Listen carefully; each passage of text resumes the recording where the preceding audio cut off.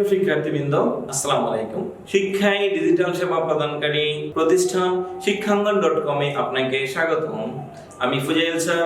আজকে আপনাদেরকে পড়াবো বাংলা ব্যাকরণের অন্যতম গুরুত্বপূর্ণ একটি বিষয়, শব্দ প্রকরণ ও উপসর্গ। শব্দ প্রকরণ ও উপসর্গ। চলুন আমরা শুরু করি। উপসর্গ হচ্ছে অব্যয় জাতীয় শব্দ। এর নিজস্ব কোনো অর্থবাচকতা নেই, কিন্তু এদের অর্থ দ্যোতকতা আছে। অর্থবাচকতা মানে হচ্ছে আমি লিখলাম অ একটা উপসর্গ, এর নিজস্ব অর্থ নেই। লিখলাম প্র একটা উপসর্গ, নিজস্ব অর্থবাচকতা নেই। লিখলাম আ উপসর্গ, অর্থবাচকতা নেই। লিখলাম হচ্ছে উপ একটা উপসর্গ, অর্থবাচকতা নেই। তাহলে উপসর্গ মানে হচ্ছে এমন কিছু অব্যয় যা অন্য একটা শব্দের সামনে বসে শব্দকে নানান ধরনের পরিবর্তন করে। কি কি পরিবর্তন করে আমরা একটু পড়বো। তাহলে এটা খেয়াল করুন, উপসর্গের কি নাই? কোনো অর্থ নেই। এই শব্দগুলো উপসর্গ, এই অব্যয়গুলো উপসর্গ, কোনো অর্থ নেই। তাহলে আমরা একটা শব্দ লিখলাম হার, মানে হেরে যাওয়া। তাহলে এটার আগে যদি আমরা একটা উপসর্গ বসাই আ, তাহলে কি হবে? আহার। আহার মানে কি? খাওয়া। নতুন একটা অর্থবোধক শব্দ গঠিত হয়েছে। যদি প্র উপসর্গ দেই তাহলে কি হবে? প্রহার, মানে হচ্ছে আঘাত করা। নতুন অর্থবোধক শব্দ গঠিত হলো। যদি দেই উপহার তাহলে হচ্ছে কি? পুরস্কার দেয়া। যদি লিখি হচ্ছে সময় একটা উপসর্গ দেই তাহলে কি হবে? সংহার, বিনাশ করা। যদি একটা বি উপসর্গ দেই তাহলে কি হবে? বিহার, ভ্রমণ করা। শেষ। তাহলে উপসর্গ কি করে? 5 ধরনের পরিবর্তন করে। একটা শব্দের প্রথমে বসে কয় ধরনের পরিবর্তন করে? 5 ধরনের শব্দের পরিবর্তন করে। প্রথম কাজ হচ্ছে নতুন অর্থবোধক শব্দ গঠন করে। প্রথম কাজ কি? নতুন অর্থবোধক শব্দ গঠন করে। প্রথম কাজ হচ্ছে নতুন অর্থবোধক শব্দ গঠন করা। দ্বিতীয় কাজ কি? নতুন শব্দ গঠন। 2 নম্বর কাজ হচ্ছে শব্দের অর্থের সম্প্রসারণ করা। 2 নম্বর কাজ কি? সম্প্রসারণ করা। 3 নম্বর কাজ হচ্ছে সম্প্রসারণ কেমনে করবে? যেমন একটা শব্দ বসাইলাম নীল, এটা আগে যদি আমরা উপসর্গ দেই, কি উপসর্গ দেব? সু। যদি নীল শব্দের আগে একটা উপসর্গ বসাই তাহলে কি উপসর্গ বসাবো? সু। তাহলে সু দিলে কি হবে? যদি একটা উপসর্গ দেই সু, তাহলে কি হবে? সুনীল। সুনীল শব্দের অর্থ হচ্ছে গাঢ় নীল। নীলটাকে একটু বেশি করে বুঝিয়েছে। শেষ। এখন যদি বলি উপসর্গ কি করে? সংকোচন করে। শব্দের অর্থটাকে কি করে? সংকোচন করে। যেমন হচ্ছে নেতা একটা শব্দ, এটার আগে একটা উপসর্গ বসিয়ে দিলাম, কি হবে? পাতি। নেতা, নেতার পরে কি বসালাম বলুন? পাতি উপসর্গ বসাইছি নেতার আগে, তাহলে কি হবে? পাতি শব্দের অর্থ ক্ষুদ্র। তাহলে কি হবে? ক্ষুদ্র নেতা। ক্ষুদ্র নেতা মানে কি? নেতার ভাবকে বাড়িয়েছে না কমিয়েছে? অবশ্যই কমিয়েছে। তাহলে এটা কি হবে? সংকোচন করেছে শব্দটাকে। শব্দের অর্থ নতুন শব্দ নতুন শব্দ গঠন করে, শব্দের সম্প্রসারণ করে, অর্থের সম্প্রসারণ করে, অর্থের সংকোচন করে, অর্থকে একবারে বিপরীত করে দেয়। অর্থকে কি করে? বিপরীত করে দেয়। অর্থকে কি করে? বিপরীত করে দেয়। যেমন জয় একটা শব্দ লিখলাম, জয়। আচ্ছা, জয় একটা শব্দ লিখলাম, তাহলে এটার আগে একটা উপসর্গ দিলাম পড়া, তাহলে কি হবে? পরাজয়। জয় ঠিক বিপরীত করে দিয়েছে। তাহলে এরপরে কি করে? শব্দের অর্থটাকে পূর্ণতা প্রদান করে। কি অর্থ প্রদান করে? পূর্ণতা প্রদান করে। কি রকম পূর্ণতা প্রদান করবে একটু খেয়াল করুন। যেমন পূর্ণ একটা শব্দ লিখলাম, এটার আগে যদি একটা উপসর্গ দেই পরি, তাহলে কি হবে? পরিপূর্ণ। শেষ। তাহলে উপসর্গের কাজ কি? নতুন অর্থবোধক শব্দ গঠন করে। উপসর্গ একটা শব্দের মধ্যে 5 ধরনের পরিবর্তন করে। কোন কোন 5 ধরনের পরিবর্তন করে? নতুন অর্থবোধক শব্দ গঠন করে, শব্দের অর্থের সম্প্রসারণ করে, অর্থের সংকোচন করে, বিপরীত অর্থ প্রদান করে, শব্দের পূর্ণতা প্রদান করে, অর্থের পূর্ণতা প্রদান করে। তাহলে আমরা মূল বিষয়ে যাব। উপসর্গ হচ্ছে প্রথমত 3 প্রকার। কি কি উপসর্গ? কত প্রকার? 3 প্রকার। কি কি উপসর্গ? খাঁটি বাংলা, বাংলা উপসর্গ। 2 নম্বরে তৎসম বা সংস্কৃত উপসর্গ। 3 নম্বরে হচ্ছে বিদেশি উপসর্গ। বলুন উপসর্গ প্রথমত কত প্রকার? 3 প্রকার। বাংলা উপসর্গ হচ্ছে 21টি, তৎসম বা বিদেশি উপসর্গের সংখ্যা, সংস্কৃত উপসর্গের সংখ্যা হচ্ছে 20টি, বিদেশি উপসর্গের নির্দিষ্ট কোনো সংখ্যা নেই। তাহলে বিদেশির মধ্যে আমাদের সবচেয়ে বেশি প্রশ্ন আসবে চাকরি পরীক্ষায় ফার্সি থেকে। ফার্সি ভাষার উপসর্গ হচ্ছে 10টি। আরবি উপসর্গ থেকেও প্রশ্ন আসে, আরবি উপসর্গ হচ্ছে 6টি। ইংরেজি থেকে প্রশ্ন আসে, ইংরেজি উপসর্গ থেকে প্রশ্ন আসবে, ইংরেজি উপসর্গের সংখ্যা 4টি। হিন্দি ও উর্দু দুই ভাষার উপসর্গ কয়টি? 1টি, সেটা হচ্ছে হর। এগুলো মুখস্থ রাখতেই হবে আপনাকে। এই উপসর্গগুলো মুখস্থ রাখতেই হবে। সো এইটার জন্য আমরা যেটা করব, আমরা একটু পরে এগুলো সহজে মনে রাখার জন্য কিছু ছন্দ, কিছু গল্প আকারে কিছু কৌশল শিখিয়ে দেব। আমরা এখন কি করব? যেন উপসর্গগুলো একটা একটা করে মুখস্থ না করে সবগুলোকে খুব সহজ পদ্ধতিতে মাথায় রাখার জন্য একটা গল্প লিখেছি। এখন আমরা এই গল্প আকারে এটা মুখস্থ করব। কি গল্প পড়েছি একটু পড়ুন। অজগরের অচেনা অঘরাম ভর দুপুরে সলাজ কদকুনিকে বিয়ে করে। কি বললাম? জাস্ট একটা কাহিনী বললাম। অজগরের অচেনা অঘরাম ভর দুপুরে সলাজ কদকুনিকে বিয়ে করে। জাস্ট একজন মানুষ আরেকজনকে বিয়ে করেছে। বিয়ে করার পর তারা কি করেছে? আড়ালে আবডালে অনাহারে 19 দিন আনমনা থাকে। এই আনমনা থাকার এই ইতিহাস দেখে পাতিরাম তাকে সান্ত্বনা দিয়ে বলে, তোমার সুদিন আসবেই। আমরা একটা গল্প বলেছি, আমরা যখন কোনো সিনেমা দেখি, কোনো মুভি দেখি, কোনো নাটক দেখি, তো একবার দেখার পরে আমাদের স্মৃতিতে থেকে যায়। কেন? যে আমরা এটা খুব ভালো করে পড়েছি, ভালো করে দেখেছি, সিনটা মাথায় আছে। আমরা এখানে একটা সিন আমরা ক্রিয়েট করব। সেটা হচ্ছে কি, আমরা একটা গল্প বলেছি, 3টা কাহিনী। একজন মানুষ বর্ধ পরে আরেকজনকে বিয়ে করেছে। বিয়ে করার পর সে কিছু কষ্টে ছিল। কষ্টে থাকার পর এই কষ্টের ইতিহাস দেখেছে পাতিরাম, তাকে সান্ত্বনা দিয়েছে। পৃথিবীতে সমস্ত সান্ত্বনার ভাষা একটাই। কি বলে সান্ত্বনা দিয়েছে? তোমার সুদিন আসবেই।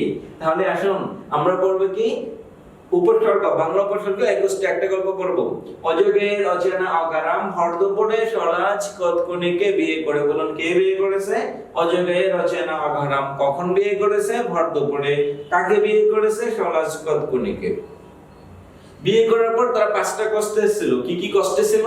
আড়ালে আবডালে অনাহারে 19 দিন আনমনা থাকে। এই কষ্টের ইতিহাস কে দেখেছে? পাতিরাম দেখেছে। পাতিরাম দেখে তাদেরকে কি বলে? তাদেরকে সান্ত্বনা দেয়। কি বলে সান্ত্বনা দেয়? তোমার সুদিন আসবে। আবার বলুন, তাহলে কি পড়বো? অজগের অচেনা অঘরাম ভর দুপুরে সলাজ কদকুনিকে বিয়ে করে। একটা বিষয়।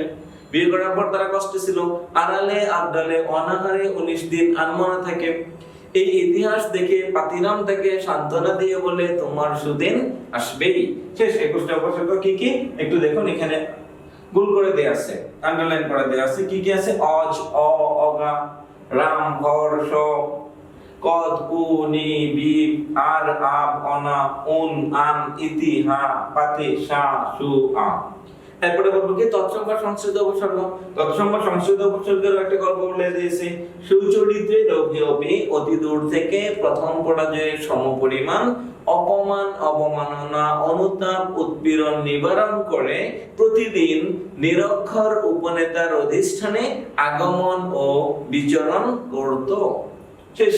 তাহলে আমরা এই গল্পটা মুখস্থ করব।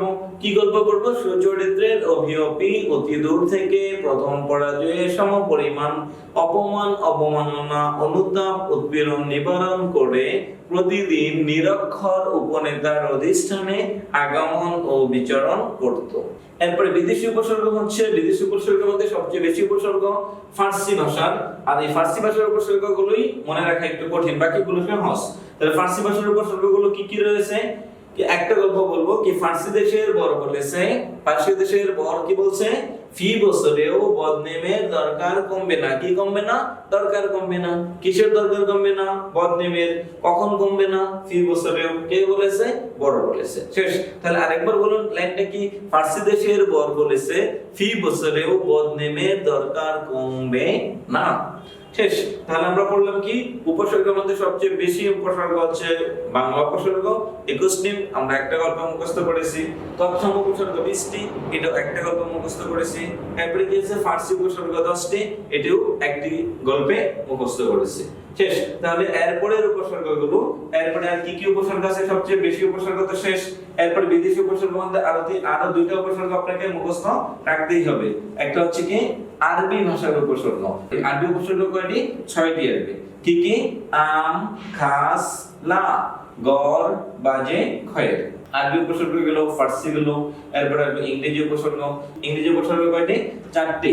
হাফ মানে অর্ধেক, ফুল মানে হচ্ছে পুরো, সাব মানে হচ্ছে অধীন, হেড মানে হচ্ছে প্রধান। এই উপসর্গ হচ্ছে 4টি ইংরেজি ভাষা। তাহলে ইংরেজি ভাষার উপসর্গ কয়টি? 4টি। আরবি ভাষার উপসর্গ কয়টি? 6টি। আরবি উপসর্গ 6টি, ইংরেজি উপসর্গ 4টি। এর বাইরে আরেকটি উপসর্গ আছে, সেটা হচ্ছে হর। হিন্দি ও উর্দু দুই ভাষায় ব্যবহৃত হয়। এই উপসর্গের সংখ্যা কয়টি? 1টি। নাম কি? হর। তাহলে বিদেশি উপসর্গ হচ্ছে কি কি? তাহলে আমরা প্রথমে পড়েছি সংস্কৃত উপসর্গ, বিদেশি উপসর্গ, বাংলা উপসর্গ। শেষ। তাহলে আমরা বললাম কি উপসর্গ? উপসর্গ কাকে বলে? উপসর্গের কাজ কি? উপসর্গ কত প্রকার ও কি কি? এখন আসবো যে উপসর্গ থেকে আমাদের চাকরির পরীক্ষায় কি কি প্রশ্ন হয়। উপসর্গ থেকে আমাদের চাকরির পরীক্ষায় 3 ধরনের প্রশ্ন আসবে। 1 নম্বর প্রশ্ন আসবে যেমন হচ্ছে অজ, অজপাড়া, এই শব্দের মধ্যে অজপাড়া লিখলাম, অজপাড়া বা অজগ্রাম, আরো সহজ করে দিলাম, অজপাড়া থেকে লিখলাম অজমূর্খ বা অজগ্রাম। বিজ্ঞান, দুটো শব্দ লিখলাম। এখন একটু খেয়াল করুন আমাদের চাকরি পরীক্ষায় কি কি প্রশ্ন আসবে। 1, বিজ্ঞান শব্দটি কি সাধিত? সন্ধি না সমাস নাকি উপসর্গ? প্রথমে বিজ্ঞান শব্দের প্রথমে কি আছে? বি আছে, তাহলে এটা অবশ্যই উপসর্গ, তাহলে উপসর্গ সাধিত। 2 নম্বর বলবে বি উপসর্গ যে জ্ঞান শব্দের সামনে আসলো, এই বিটা কি অর্থ প্রকাশ করে বা কি অর্থ প্রদান করে? এটা হচ্ছে বিশেষ অর্থ প্রদান করে। বিজ্ঞান মানে কি? বিশেষ জ্ঞান। তাহলে এই অর্থটা আমরা কোথা থেকে বুঝবো? নবম দশম শ্রেণীর বোর্ড বইয়ে প্রত্যেকটা উপসর্গের সাথেই কিছু অর্থ দেয়া আছে এবং কিছু উদাহরণ দেয়া আছে। আমাদের চাকরির পরীক্ষাগুলোতে এই বোর্ড বইয়ের বাইরে থেকে তেমন প্রশ্ন হয় না। শতকরা 90 ভাগেরও বেশি প্রশ্ন এই বোর্ড বই থেকে আসে। আপনার কাছে কি বোর্ড বই থেকে প্রত্যেকটা উপসর্গের অর্থগুলো আপনাকে মুখস্থ করতে হবে, বুঝে বুঝে মুখস্থ করে নেবেন। 1 কি সাধিত, 2 নম্বরের অর্থ কি। 3 নম্বর প্রশ্ন হচ্ছে বিজ্ঞানের বিটা কোন উপসর্গ? বাংলা না তৎসম নাকি বিদেশি? এই অজ কোন উপসর্গ? বাংলা উপসর্গ। বিজ্ঞান বি তৎসম উপসর্গ। কিন্তু সমস্যা হবে আমাদের 4টা উপসর্গ নিয়ে। 4টা উপসর্গ বাংলা ভাষাতেও আছে, তৎসম ভাষাতেও আছে। আ সু বি নি। এখন আপনি এটাকে কিভাবে বুঝবেন যে শব্দটা হচ্ছে, এখন আশুবিনী বাংলাতেও আছে, তৎসমেও আছে, আপনি কিভাবে বুঝবেন যে এই শব্দটার যেহেতু প্রথমে আ দেয়া আছে তাহলে এটাকে বাংলা উপসর্গ হবে নাকি তৎসম উপসর্গ হবে? আপনার প্রথম কাজ কি? বিজ্ঞান শব্দের পরবর্তী শব্দ জ্ঞান, এটা তৎসম শব্দ, তাই বিটা হচ্ছে উপসর্গটা হচ্ছে তৎসম উপসর্গ। লিখলাম সুষম, সুষম। এই সুষম, সমটা হচ্ছে কি? মূর্ধন্য স, মূর্ধন্য স মানে কি? তৎসম শব্দ, তাই সুটা হচ্ছে উপসর্গটা তৎসম অথবা সংস্কৃত উপসর্গ। লিখলাম হচ্ছে বিষম, একই জিনিস, তৎসম উপসর্গ। আচ্ছা, এরপর লিখলাম হচ্ছে নিদ্রা, নিরক্ষর, নির অক্ষর, নি বিসর্গ যোগ অক্ষর।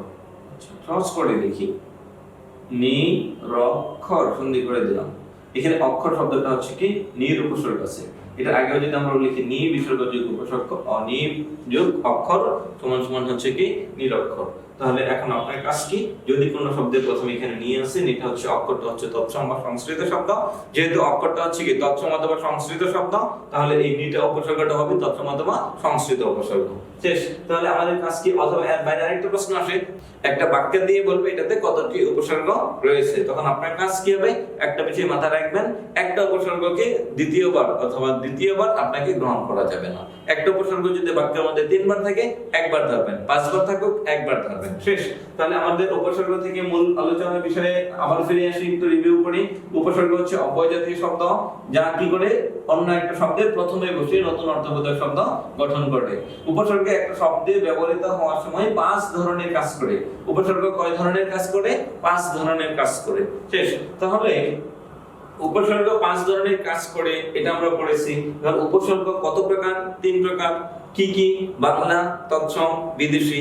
বাংলা 21টি, তৎসম 20টি, এরপরে হচ্ছে কি বিদেশি অসংখ্য, নির্দিষ্ট কোনো হিসাব নেই। শেষ। তাহলে এখন আমাদের কাজ কি? উপসর্গগুলো মুখস্থ করব। যদি পারেন একটা একটা করে মুখস্থ করতে ভালো, না পারলে আপনি গল্পের কৌশল অথবা আপনি ছন্দ অবলম্বন করে আপনি উপসর্গগুলো শেষ করবেন। শেষ। আজকের ক্লাস আমাদের এই পর্যন্তই। আল্লাহ হাফেজ।